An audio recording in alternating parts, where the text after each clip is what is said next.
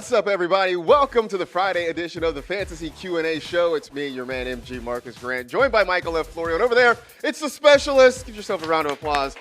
Those hard-working, dedicated folks who help us put on this show each and every day, each and every week. We are glad to be here as always.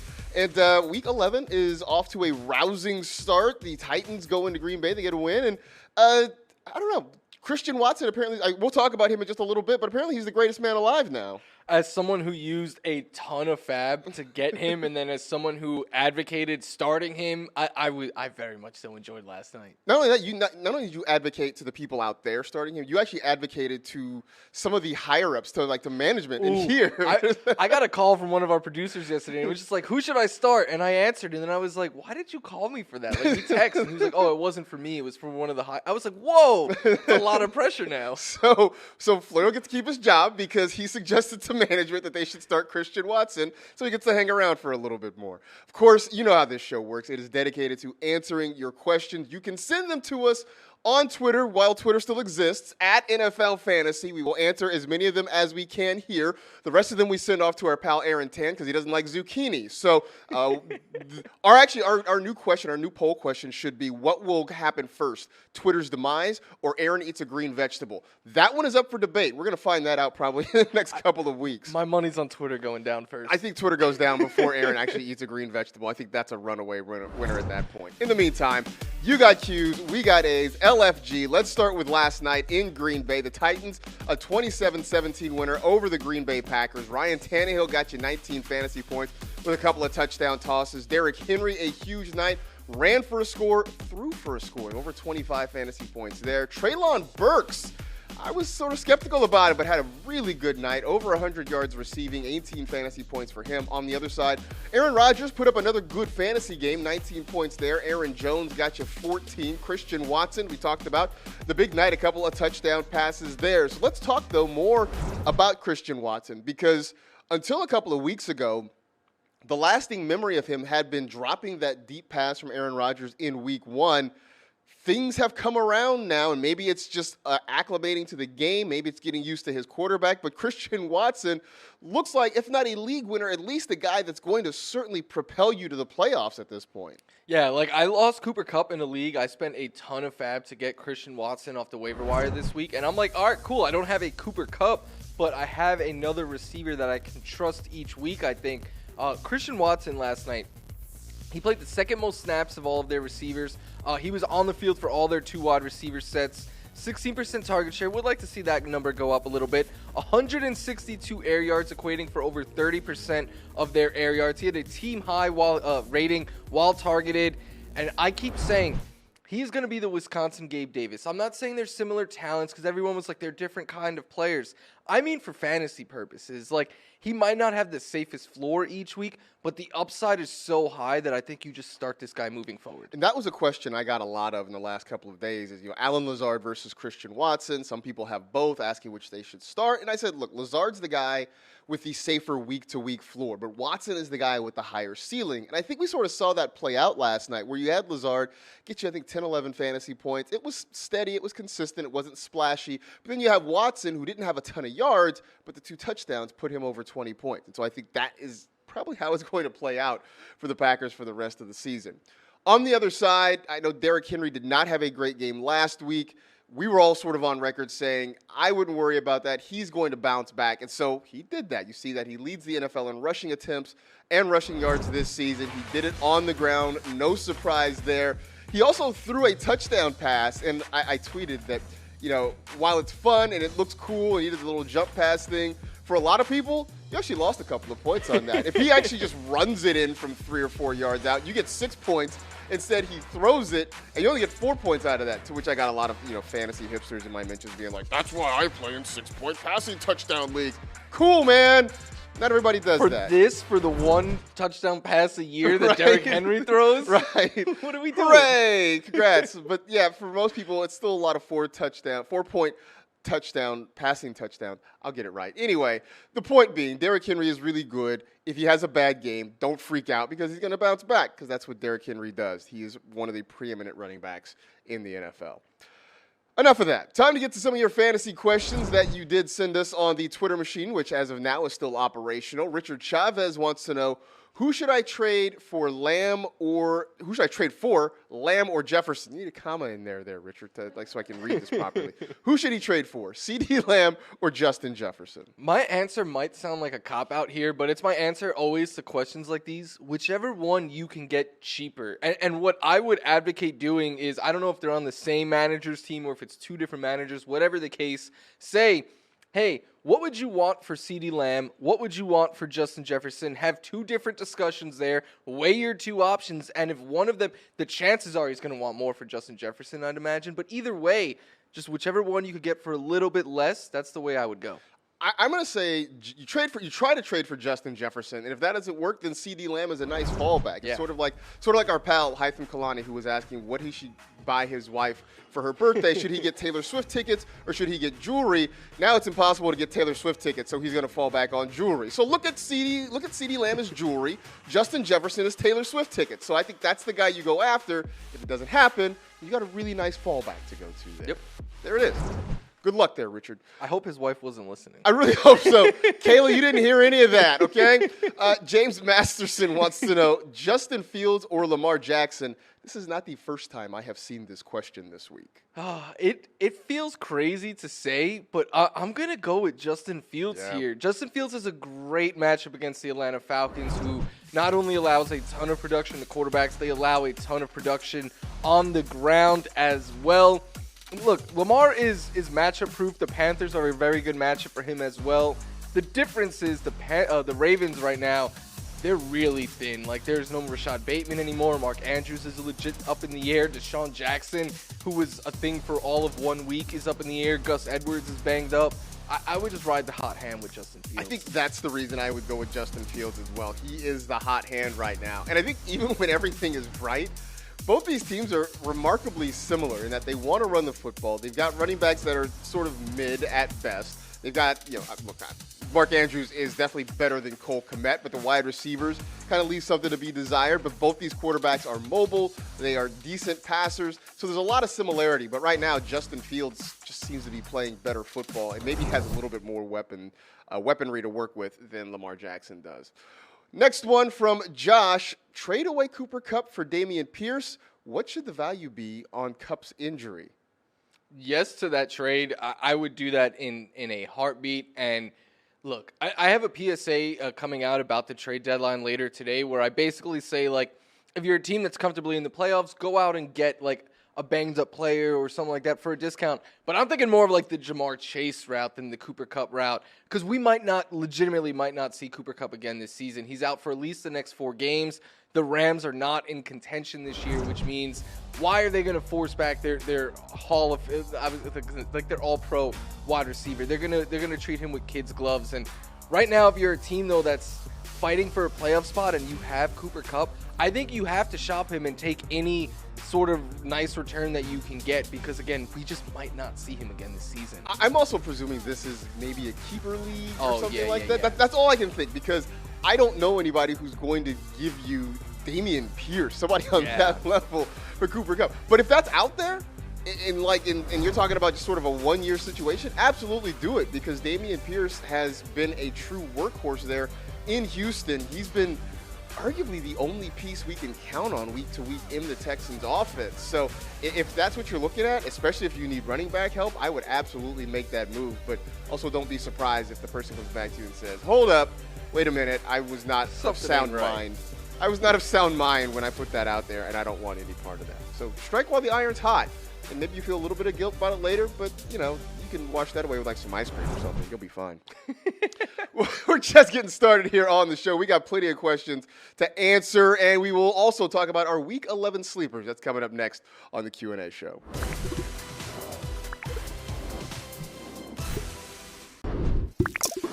It's time for Game Changers, presented by Visa. Anyone can change the game. This is when we talk about our sleepers for Week 11. And who do you like this week? Darius Slayton, I think, is a sleeper that a lot more people should look to pick up, especially if you're in need of a wide receiver. Maybe you lost Cooper Kupp and you didn't get Christian Watson, and you're like, what do I do? Pick up Darius Slayton. He's been averaging over 12 fantasy points per game in his last 5 games. He leads the Giants receivers in snaps over the last 2 months. The Lions allow a bunch of production to pass catchers and quarterbacks. But even if this is a game where the Giants want to rely more on Saquon Barkley, Darius Slayton is such a big play threat that even on limited volume, he could have a nice game. Also, I just don't know who else they throw the ball to there. Yeah. I mean, Wan'Dale Robinson is dealing with a hamstring issue. Kenny Galladay is on the side of a milk carton. I have no idea what's going on there. There's just really no one else to throw the football to. So even if they're not throwing it a lot, it's got to go somewhere. I like Darius Slayton a lot as a sleeper this week. I also like the Saints defense a lot as a sleeper. And this has nothing to do, or at least very little to do, with the actual Saints defense, because they haven't been particularly good. This has everything to do with the Rams offense, because they have been very bad. And now they've lost their main playmaker in Cooper Kupp. So I'm curious how they spread the football around. Allen Robinson really hasn't done much of anything. Maybe he sees more work. Tyler Higbee, I think it gets easy to take him away. The Rams can't run the football. Their offensive line is bad. They're turning the ball over a ton. This feels like a game where the Saints are an easy streaming option, even if they have not been the best defense all season long. Time to get back to some more of your questions. Of course, you can always hit us up on Twitter at NFL Fantasy. This one comes to us from Mark, who wants to know the Eagles D or the Washington D this week. Eagles all day, every day. Like, I would play. I think you start the Eagles every week moving forward. I like spent a bunch of fab to get them in a few leagues earlier this season because their end of season schedule is really strong. And I know the Commanders had a good game last week. They get the Texans, but the Eagles get the Colts, who rival the Rams for the best matchup for an opposing defense. They give up a bunch of sacks, turnovers, and I just think the Eagles defense, they have a lot of playmakers there. Like, I think, again, you just start them the rest of the year. I think they're a rest of schedule defense as well. This is a great matchup. And even though Matt Ryan looked decent last week, that was the Raiders. This is not the Raiders. And he's been turning the ball over. As you mentioned, they've been giving up a lot of sacks. So I think the Eagles are an easy call for this one. They just added Sue yesterday, Yeah, they just added Ndamukong Suh. They added Linval Joseph. I mean, I know there's some older players, but they are loading up on that defensive line. And Jordan Davis is going to be back, too. So it's going to be impossible to run on this group very soon. Ashley wants to know, should I drop Brandon Cooks for Kadarius Toney or Donovan Peoples-Jones full PPR? Thanks. Injuries have been a killer. You are not alone in that one, Ashley. Injuries have been a killer for everybody. I also love how people keep sending you Kadarius Toney questions like they think you're going to say something bad about him. I was going to say, do I even need to speak right here? Because, yes, Kadarius Toney. Like, it's Kadarius Toney week. No Juju, it's looking like. No Mecole, it's looking like. Kadarius Toney, after getting, a lot more work last week, this seems to me, Marcus, like the week that they're not going to have a choice. Like, they're going to have to let him just go. I 100% agree with that. They're going to give him a lot of targets, get him the ball out in space, and they're going to need him because with the Chargers getting healthy offensively, that means they have the ability to score a lot of points, which means the Chiefs are going to have to score a lot of points to stay in that game on Sunday night. So I think this is very much a Kadarius Toney answer. And look, even with the Browns potentially getting a quarterback upgrade in the next couple of weeks, I would still rather have Toney over Donovan Peoples-Jones at this point. Next one from Soup. Brian Robinson versus the worst defense in the Texans or James Conner against the 49ers. This is for a flex spot. This is kind of an interesting question here, I think. Yeah, and I know I was the guy the other day that was like, I keep valuing James Conner like I have all year long. But, yeah, I'm going to go with Brian Robinson in this one. It's just about the matchup. The Texans, like you said in the tweet, they've allowed so much production to running backs. And last week, when the Commanders had a lead, they just rode Brian Robinson, 26 carries, and he's the bully in that backfield. I think the Commanders will be playing with a lead in this game against the Texans, and I expect a lot of Brian Robinson. But that being said, Marcus, I don't really think there's a wrong answer here. I don't either. I don't love James Conner this week just because the matchup isn't particularly a good one. But I will say, I think what gives him some value is the fact that he's kind of the guy right now. They let go of Darrell Williams. They let go of Eno Benjamin. I'm sure there's somebody out there on Twitter who will try to make a case for Keontae Ingram because, look, if there's a living, breathing NFL player, there's somebody out there who will probably stand for him. But I think this is going to be Connor's backfield. So even if the matchup isn't good, volume could sort of win the day.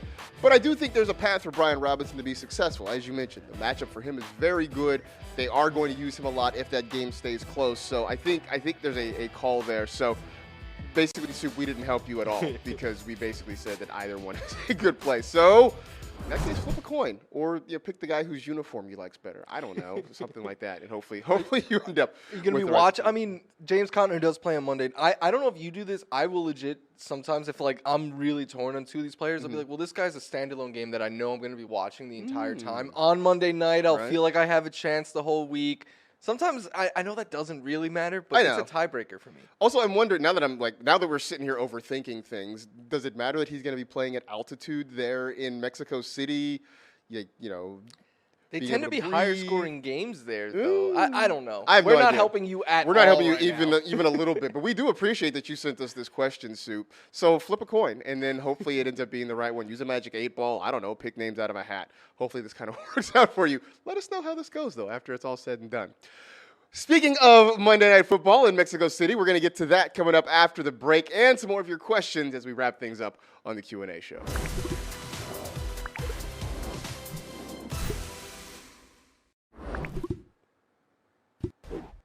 Let us peer into our future binoculars and see what's going to happen on Monday night down in Mexico City. By the way, if you have not had a chance, go check out the fantasy football show from Wednesday, where we had a chance to talk to Mauricio Gutierrez from NFL Fantasy in Espanol. He's going to be down in Mexico City checking out the Cardinals and the 49ers. I guess the 49ers and the Cardinals. I think the Niners are technically the visitors in that game. But we had a great conversation with Mauricio. He compared Christian McCaffrey to like tacos al pastor. Yeah. Which is amazing.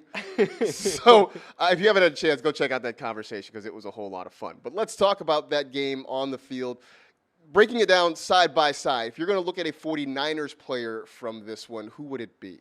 I like Jimmy G in this one because, one, Jimmy G is a safe floor quarterback. He's not really a high ceiling kind of guy, but you can rely on him to get you around 15 fantasy points most weeks.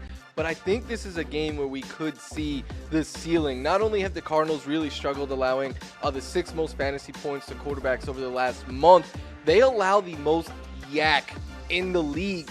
So this is a 49ers offense that we know is built on yak. They're going to ask Jimmy G to get rid of the ball quickly to Ayuk, to Debo, to Kittle, to Christian McCaffrey. And if those guys have open space in front of them, like many receivers have against the Cardinals, I think Jimmy G could actually have a pretty big fantasy week, and especially given the quarterback landscape with some good options on bye this week. Stream Jimmy G. I always love the Bucky Brooks's analogy of quarterbacks being trucks versus trailers, and Jimmy is sort of a trailer. He's not the truck that's going to necessarily pull you to victory, but he's got guys around him that can sort of do that. Like if you need 12 or 13 points, Jimmy will get you 15. If you need like 25 points, Jimmy will get you 15. But you talk about guys who are yak monsters, which is why I like George Kittle in this one. I said it before, right? There are things you can always count on in life. Death, taxes, the sun rising in the east, and the Cardinals being bad against tight ends. So now you've got a talented player in a very good matchup. You talk about yards after the catch. That is what Kittle does extremely well. And if Arizona can't generate a pass rush, that means he doesn't have to be a de facto 6th lineman for this offense. So I do think Kittle is in for a really big game against the Cardinals down there in Mexico. On the other side, the Cardinals, they're starting to get guys healthy. I know Marquise Brown is eligible to come back, but I don't think we're going to see him this week. They do have Nuke Hopkins back, but there's another wide receiver that you have your eye on there. Yeah, Rondale Moore, I think, has just become someone that for the time being, we could just keep starting each week. He has at least 8 targets in 4 of his last 5 games. He's topped 14.9 or more fantasy points in 3 straight games. So that's a very safe floor. He's showing more upside. And I was worried about more like when they got fully healthy, but then they get D-Hop back, they lose Marquise Brown. Now they're starting to get Marquise Brown back, they lose Zach Ertz. Like, there's just targets up for grab there in Arizona, especially if Marquise Brown sits this week, and especially if the Niners can get some pressure on Colt McCoy. That's when you're going to see a bunch of quick throws to Rondale Moore. I think that's very, very true. And it is funny, they just can't get everybody healthy all at the same time in this offense. That's the reason I want to at least alert you to the existence of Trey McBride. And I'm not going to sit here and tell you that you need to plug him in your lineup this week, but chances are he's going to be available on your waiver wire. And this is the guy who was the first tight end selected in the draft this past year. He's a guy that athletically a lot of the scouts like. Obviously, the Cardinals like him. But I think he's worth picking up in the sense of I just want to see what he can do. And we are really shorthanded at tight ends in fantasy across the landscape there. So at least add him to your roster if you have the space. See what happens this week. Granted, it may not be the best matchup, but just sort of see how he's used. Because I think for a recent example, you can just go back to Greg Dulcich a few weeks ago, who comes off the injured reserve and immediately gets a nice role in the Denver offense. Maybe it's not exactly that same way for Trey McBride, but I think it's worth the swing at this point in the season. Time to take another listen to the Fantasy Hotline. We appreciate you guys jumping in and calling and leaving your questions here. And we have one about a trade. So let's take a listen and figure out if this is going to work out. What's up, Fantasy Hotline? Got some drama in the league this week, or I guess a couple weeks ago. Sent a trade for Austin Eckler. Other team would receive Justin Fields, Patriots D, and Jamal Williams. Trade got vetoed. Wondering if it's an unfair trade or not. League says it is. There's some other details, but yeah, let me know what you think, guys. Okay, so Austin Eckler for, was it Justin Fields, the Patriots D, and Jamal Williams. It got vetoed. Your thoughts on that? No veto. No veto. Like, I get it. I'd rather have Austin Eckler, but Fields has been the best quarterback for the last 6 weeks, and like it hasn't even been close to the last couple of weeks. Patriots defense is, they're a defense, but they're one of the better ones. Yeah. Jamal Williams has been like a reliable RB2 this year. Again, I'd rather have the Eckler side, but I don't think this is a vetoable. I don't think this is vastly unfair. I'm with you. I would rather have Austin Eckler. He's easily the best player in that deal, but I don't think this is dramatically unfair. Generally, don't veto trades. I mean, unless you're talking about, hey, I gave away Austin Eckler and I got the Patriots defense. Right. I was going to actually go where I was going to say, Baker Mayfield or something like that. That then I'm like, okay, something fishy is going on at that point. But this was not so dramatically one-sided that it's worth it. And just in general, just don't veto trades. Like, don't be that person. So this trade, I would have totally allowed this to go through. It's absolutely fine. The other part of stuff like this is that you just never know what's going to happen. I mean, not that we're wishing bad, but injuries happen. So if something were to happen to Austin Eckler, then suddenly maybe this trade doesn't look so one-sided or whatever. Yeah. You just never really know. DeAndre Swift could get shut down at a moment's notice, and then Jamal Williams is suddenly more valuable again. Like again, we'd rather Eckler, but this is a trade that you gotta let people make their own decisions and live with the decisions that they make. Right, and sometimes people have to make their own mistakes. It just happens, right? So. This is a really long way of saying don't veto trades. Don't veto trades. Vetoes usually are like, I'm jealous that you got that trade and I didn't. That's what that veto is. That's exactly. Vetoes are basically fantasy haterade. That's what they are. Don't be that person. If you have questions, though, and you want us to try to adjudicate them here on the show, you can always call the Fantasy Hotline, 805-NFL QA61. Hey, they put the number in here for me to read it this time. 805-635-7261. I think they were tired of me saying I don't know what the numbers are right here. So now you know what the numbers are. 805-635-7261. Look forward to hearing from you. It's got a ring to it. It does, right? It's like 805-635-7261. I'm going to write jingles on my off time. That's what I'm going to do now. Speaking of off time, we should probably go away now before I get completely delirious. We appreciate you hanging out with us. By the way, you know the deal by now.